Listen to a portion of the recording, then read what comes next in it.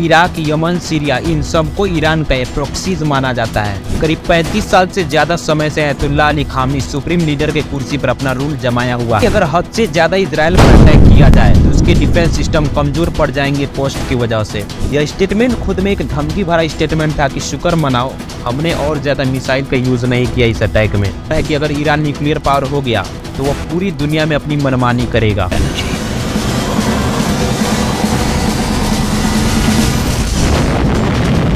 कि सिर्फ 0.002% से इतनी बड़ी तबाही मच सकती है, तो अगर यूरेनियम का आधा % भी एनर्जी में कन्वर्ट हो गया तो कितनी बड़ी तबाही मच सकती है। कई लाखों की क्वांटिटी में यह बैलिस्टिक मिसाइल और क्रूज मिसाइल ऑलरेडी अवेलेबल पड़ी है, लेकिन अगर ईरान के पास न्यूक्लियर पावर आ गया तब ये जो लड़ाई है ये बिल्कुल बैलेंस हो जाएगी। तो पूरी दुनिया की जीडीपी कुछ ही मिनटों में अकेले ही हिला सकता है। और अगर ईरान स्ट्रेट ऑफ हार्मोज को ब्लॉक कर दिया तो इस वार का अंजाम पूरी दुनिया को भुगतना पड़ेगा। नमस्कार दोस्तों, आपको तो यह पता ही होगा कि इस समय पूरे मिडिल ईस्ट में वर्ल्ड वार 3 का डर बना हुआ है। ईरान के प्रॉक्सीज के कई लीडर सिर्फ कुछ ही दिनों के अंदर मारे जा चुके हैं, चाहे वो हमास के पॉलिटिकल लीडर इस्माइल हनैया हो या फिर हिजबुल्लाह के टॉप लीडर हसन नसरल्लाह हो। कुछ ही दिन पहले इजराइल की एयर स्ट्राइक में हमास के चीफ याह्या सिनवार मारे गए। फिर से उसके बाद से 19 अक्टूबर 2024 को हिजबुल्लाह के एक ड्रोन के द्वारा इस्माइल के प्रधानमंत्री बेंजामिन नेतन्याहू के घर पर अटैक किया जाता है, लेकिन अनफॉर्चुनेटली नेतन्याहू वहां पर मौजूद नहीं थे। लेकिन सवाल यहाँ पर यह है कि क्या ईरान के प्रॉक्सीज के टॉप लीडर मारे जाने के बाद भी ईरान आखिर इतना शांत क्यों है? आखिर क्यों पूरी दुनिया की इकोनॉमी को अपने हाथ में रखने वाला देश आज बिल्कुल शांत है? यहाँ तक कि एक समय में ईरान और इजराइल एक अच्छे दोस्त के रूप में माने जाते थे, लेकिन जब से ईरान में अयतुल्लाह अली खामनी का रूल आया तब से ईरान और इजराइल के बीच की दरारें और ज्यादा गहरी हो गई। तो चलिए इस वीडियो में हम समझते हैं कि आखिर इन सब के पीछे की सच्चाई क्या है, आखिर क्यों ईरान इतना शांत है।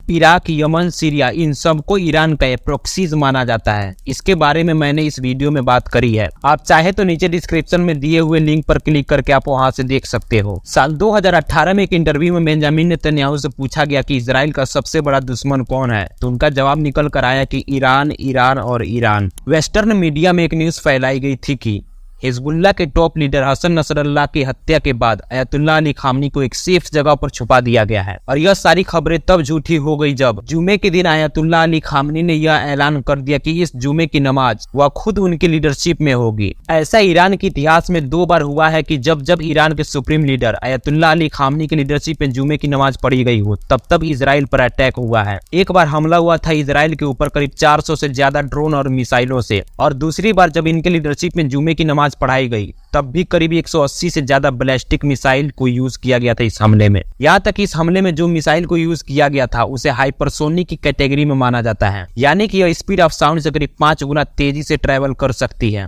इन सारी चीजों के बारे में मैंने पूरी डिटेल्स के साथ इस वीडियो में बात करी, आप जरूर देखिएगा। करीब 35 साल से ज्यादा समय से अयतुल्लाह अली खामनी सुप्रीम लीडर के कुर्सी पर अपना रूल जमाया हुआ है। ईरान स्टेटमेंट देते हुए यह कहा कि इजराइल की आयरन डोम कांच से भी ज्यादा कमजोर है।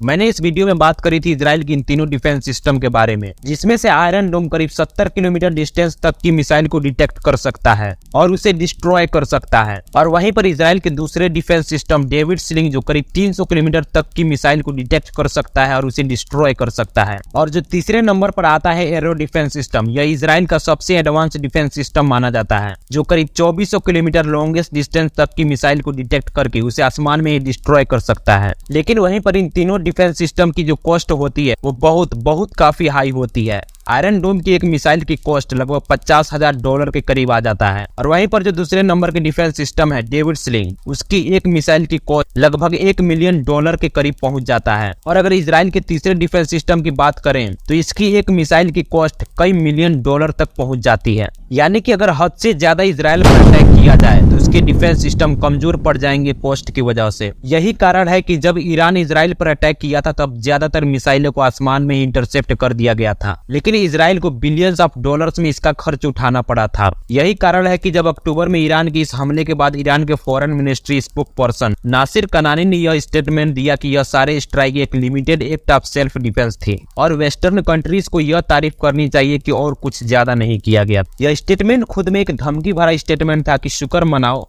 हमने और ज्यादा मिसाइल का यूज नहीं किया इस अटैक में। बहुत से खबरों में ऐसा बताया जा रहा है कि हो सकता है इजराइल ईरान के न्यूक्लियर प्रोग्राम को टारगेट कर सकता है। ईरान के न्यूक्लियर प्रोग्राम की कहानी की शुरुआत होती है जब अमेरिका को यह पता चलता है कि ईरान सीक्रेट जगह पर अपने न्यूक्लियर प्रोग्राम पर कई सालों से ऑलरेडी काम कर चुका है। इसके बाद से अमेरिका ने पिछले कई सालों से ईरान पर सैंक्शंस लगा रखे हैं। अभी तक ईरान में न्यूक्लियर टेक्नोलॉजी अवेलेबल नहीं है, लेकिन अमेरिका का मानना है कि बहुत जल्द ईरान एक न्यूक्लियर पावर बन जाएगा और इसी वजह से अमेरिका और इजराइल को यह डर है कि अगर ईरान न्यूक्लियर पावर हो गया तो वह पूरी दुनिया में अपनी मनमानी करेगा। एक न्यूक्लियर को बनाने के लिए उसमें सबसे मेन चीज होती है यूरेनियम। यूरेनियम एक खास आइसोटोप होता है जिससे कि न्यूक्लियर को बनाया जाता है। उसकी क्वांटिटी 0.7% होती है।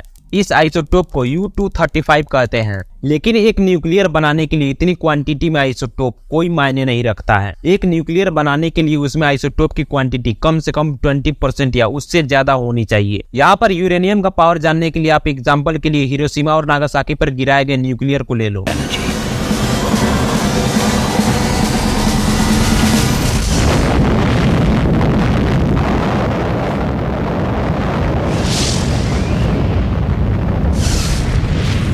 जब इतिहास का सबसे बड़ा यूरेनियम हिरोशिमा और नागासाकी के ऊपर गिराया गया था, तब उस समय 68 किलोग्राम यूरेनियम का यूज किया गया था और इस 68 किलोग्राम यूरेनियम में से सिर्फ 0.002% यूरेनियम ही एनर्जी में कन्वर्ट हो पाया था। अब आप इससे ही अंदाजा लगा लो कि सिर्फ 0.002% से इतनी बड़ी तबाही मच सकती है। तो अगर यूरेनियम का आधा % भी एनर्जी में कन्वर्ट हो गया तो कितनी बड़ी तबाही मच सकती है। यकीन नहीं होता कि इंसान ने इतनी खतरनाक चीजों को बनाकर रखा है। इस पर भी कभी फुल वीडियो बना दी जाएगी न्यूक्लियर प्रोग्राम को लेकर। अमेरिका के साथ कई देशों का कहना है कि ईरान चुपके से न्यूक्लियर बना रहा है। यहाँ पर अगर देखा जाए तो ईरान के मिलिट्री और एयरफोर्स दोनों ही इजराइल से काफी हद तक कमजोर हैं और ईरान की डिफेंस सिस्टम भी इतनी ज्यादा एडवांस नहीं है कि इजराइल से छोड़ी गई मिसाइलों को वो इंटरसेप्ट कर सकता है। और ये सारी चीजें इसलिए है क्योंकि अमेरिका कई सालों से ईरान पर इंटरनेशनल सेक्शंस लगा रखा है। अमेरिका की सेक्शंस लगाने की वजह से ईरान अपनी क्रूड ऑयल कहीं भी बाहरी कंट्रीज को नहीं बेच सकता है। ऐसे ही बहुत सारी सेक्शंस लगाई गई हैं ईरान के ऊपर, जिससे कि ईरान के जीडीपी को एक बहुत बड़ा नुकसान पहुंचता है। और यह सारे सेक्शंस कई अलग अलग रीजन से लगाया गया है, जैसे कि Hezbollah, Hamas, Houthis terrorist organisation को सपोर्ट करने के लिए। और भी बहुत सारी ऐसी रीजन है जिसकी वजह से ईरान को इंटरनेशनल सेक्शंस फेस करना पड़ रहा है। फिलहाल में ईरान के पास पूरी दुनिया का ऑयल रिजर्व्स का ऑलमोस्ट 10% हिस्सा है और इसी की वजह से पूरी दुनिया के ऑयल रिजर्व्स की लिस्ट में ईरान को 4th नंबर पर ले जाकर खड़ा करता है। लेकिन जब से इंटरनेशनल सेक्शंस लगाई गई है ईरान पर, तब से ईरान सिर्फ कुछ लिमिटेड कंट्रीज को अपनी क्रूड ऑयल बेच सकता है।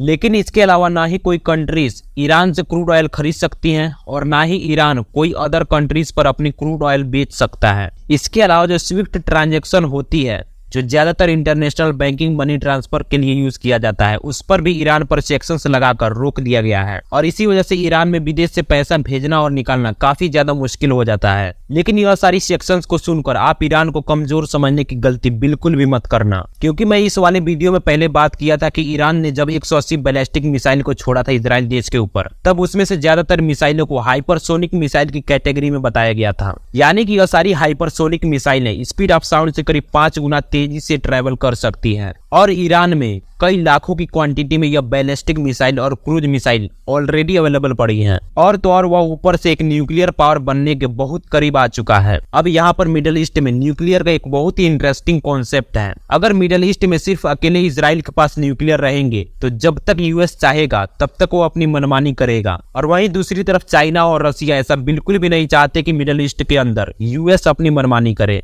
इसलिए वो ईरान को सपोर्ट कर रहे हैं कि ईरान और जल्द न्यूक्लियर पावर बन जाए, और जब ईरान एक न्यूक्लियर पावर बन जाएगा तो न्यूक्लियर डिटरेंस की वजह से कभी भी इन दो न्यूक्लियर पावर कंट्रीज को आपस में लड़ने नहीं दिया जाता है। आप खुद ही सोचकर देखो कि अगर दो न्यूक्लियर पावर कंट्रीज आपस में भिड़ गई तो कितनी ज्यादा तबाही मचेगी। अगर यहाँ पर इजराइल की बात करें तो चाहे पहले फिलिस्तीन पर कितना भी अटैक कर ले, कितना भी जुल्म कर ले, या फिर ईरान पर कितना भी जाकर अटैक कर ले, इसमें कोई भी बीच बचाव नहीं करेगा। लेकिन अगर ईरान के पास न्यूक्लियर पावर आ गया तब ये जो लड़ाई है ये बिल्कुल बैलेंस हो जाएगी। तो यहाँ पर ईरान को न्यूक्लियर पावर बनाकर इस पूरे वार को बैलेंस करने की कोशिश करी जा रही है। यहाँ पर ईरान को कमजोर समझने की गलती बिल्कुल भी मत करना, क्योंकि ईरान अगर चाहे तो पूरी दुनिया के जीडीपी कुछ ही मिनटों में अकेले ही हिला सकता है, और यही कारण है जिसकी वजह से इजराइल को दोबारा रिटेलिएशन करने के लिए 100 बार सोचना पड़ रहा है। ईरान ने पहले ही कहा है कि अगर इजराइल दोबारा हम पर अटैक किया तो इसका अंजाम बहुत बुरा होगा और हम उन कंट्रीज को भी इफेक्ट पहुंचाएंगे जो इजराइल को सपोर्ट कर रहे हैं। और इन दोनों कंट्रीज का सबसे बड़ा डर है IRGC नेवी। IRGC नेवी लगभग पूरे पर्शियन गल्फ में अपना कंट्रोल जमाया हुआ है। इनके पास छोटा कंट्रोल ही सही लेकिन अटैक करने वाली शिप्स का एक बहुत बड़ा ग्रुप है। अमेरिका ने पहले से ही बहरीन में 5th फ्लीट वारशिप को तैनात कर रखा है कि कहीं IRGC के शिप डायरेक्ट बहरीन और सऊदी अरबिया पर अटैक न कर दे। सऊदी अरबिया और बहरीन को अमेरिका का सपोर्टर माना जाता है और इसी डर की वजह से अमेरिका बहरीन में इस वारशिप को तैनात कर रखा है। लेकिन अगर मान लो कि पर्शियन गल्फ में वो अपना कंट्रोल जमाने में उतना ज्यादा कामयाब नहीं हुआ, लेकिन स्ट्रेट ऑफ हार्मोज पर वो आसानी से अपना माइंस डिप्लॉय कर सकता है। और अगर ईरान स्ट्रेट ऑफ हार्मोज को ब्लॉक कर दिया तो इस वार का अंजाम पूरी दुनिया को भुगतना पड़ेगा, क्योंकि स्ट्रेट ऑफ हार्मोज को ब्लॉक करने से पूरी पर्शियन गल्फ भी ब्लॉक हो जाएगा। और इस पर्शियन गल्फ में पूरी दुनिया का लगभग 10% ऑयल इंपोर्ट इसी पर्शियन गल्फ और स्ट्रेट ऑफ हार्मोज से होते हुए जाता है। इसके अलावा इजराइल और सऊदी अरबिया यह भी एक सबसे बड़ा चैलेंज है ईरान के लिए। ये दोनों कंट्रीज ऐसा बिल्कुल भी नहीं चाहते कि ईरान एक न्यूक्लियर पावर बने। एक समय में सऊदी अरबिया और ईरान एक बहुत अच्छे दोस्त थे, लेकिन उसके बाद से इन दोनों के बीच में भी दुश्मनी हो जाती है। ईरान जो है वो मिडिल ईस्ट का सबसे पुराना कंट्री है, इसका इतिहास बहुत ही लंबा रहा है। लेकिन वहीं पर दूसरी तरफ सऊदी अरबिया हाल ही में 1932 में बना है और बनते ही पूरी मुस्लिम वर्ल्ड का लीडर बन गया है। लेकिन अगर यहाँ पर ईरान की बात करें तो ईरान 1.64 मिलियन स्क्वायर किलोमीटर का एरिया कवर करता है और ईरान में टोटल 8.79 करोड़ की पॉपुलेशन रहती है। और वहीं पर दूसरी तरफ सऊदी अरबिया जिसके पास 2 मिलियन स्क्वायर किलोमीटर का एरिया है और सऊदी अरबिया में लगभग 3.6 करोड़ पॉपुलेशन रहती है। तो पहली चीज जो ये डिफरेंस है वो काफी हद तक ईरान को पसंद नहीं है। और वही दूसरी तरफ ईरान का मानना है कि वह मिडिल ईस्ट में सबसे पुराना कंट्री है, तो उसे इस्लामिक कंट्री का लीडर होना चाहिए और इस वजह से इन दोनों के बीच बिल्कुल भी नहीं बनती है। और ईरान यहाँ पर पूरे मिडिल ईस्ट में रूल करना चाहता है, इसलिए यहाँ पर ईरान अमेरिका और इजराइल से काफी हद तक कमजोर है, लेकिन उतना भी कमजोर नहीं है कि वो अपनी सुरक्षा न कर पाए और इजराइल जैसी कंट्रीज पर दोबारा अटैक न कर पाए। ईरान को कमजोर समझने की गलती करना एक बहुत बड़ी बेवकूफी होगी, क्योंकि अगर ईरान चाहे तो पूरी दुनिया की इकोनॉमी एक झटके में हिला सकता है। और तो और ऊपर से चाइना, रशिया, नॉर्थ कोरिया भी ईरान के सपोर्ट में उतर रहे हैं। और वहीं पर दूसरी तरफ ईरान लगभग पूरे मिडिल ईस्ट में अपनी प्रॉक्सीज को फैला रखा है और अपने प्रॉक्सीज के थ्रू लगातार अटैक करवा रहा है इजराइल पर। हाल ही में यह खबर आई थी कि हिजबुल्लाह का एक ड्रोन इजराइल के प्रधानमंत्री बेंजामिन नेतन्याहू के घर पर अटैक कर दिया, लेकिन उस समय वहां पर बेंजामिन नेतन्याहू नहीं थे, इसलिए वो बच गए। लेकिन अगर सोचो उस समय अगर बेंजामिन नेतन्याहू अपने घर में मौजूद होते और वो मिसाइल जाकर वहां पर हिट करती तो फिर दुनिया में कितनी बड़ी तबाही मचती। देखा जाए और यह वार किस लेवल तक जाती है। अब तक इस वीडियो में बनने के लिए बहुत बहुत आपका धन्यवाद।